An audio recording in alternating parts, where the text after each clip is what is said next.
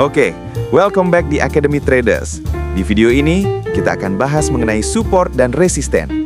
Dua area yang paling sering jadi acuan utama dalam technical analysis.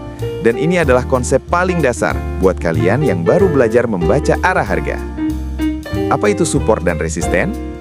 Support adalah area di bawah harga saat ini yang sering menahan penurunan. Dan biasanya, ini jadi area yang bagus untuk buy. Sedangkan resisten adalah area di atas harga saat ini yang sering menahan kenaikan. Dan ini biasanya area yang bagus untuk open posisi sell. Dalam contoh gambar ini, kalian bisa lihat dua area horizontal. Yang bawah adalah support, dan yang atas adalah resisten. Polanya sederhana. Kalau harga memantul ke atas ketika menyentuh support, ini disebut dengan reject di support. Kalau memantul ke bawah ketika menyentuh resisten, ini disebut reject di resisten. Untuk menandai support, cari area di mana harga membentuk pola seperti huruf V. Sedangkan untuk menandai resisten, cari area di mana harga membentuk pola seperti huruf A. Dan biasanya, di level-level itulah harga sering rejeksi dan mantul. Kalau kita lihat contoh real chart seperti ini, polanya tetap sama. Harga beberapa kali memantul di level yang sama. Waktu menyentuh area bawah, dia mantul naik.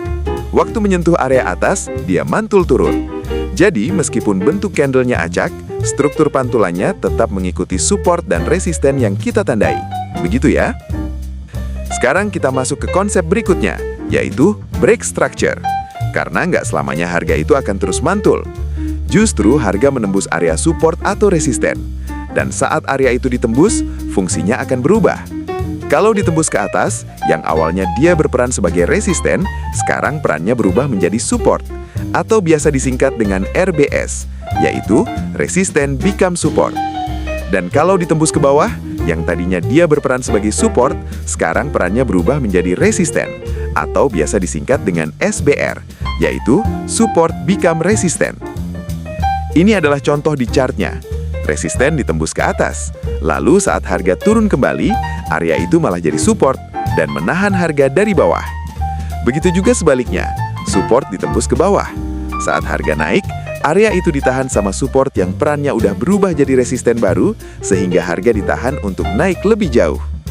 Dan semua konsep ini adalah dasar penting untuk membaca arah tren dan mencari konfirmasi entry nantinya. Sampai sini paham ya?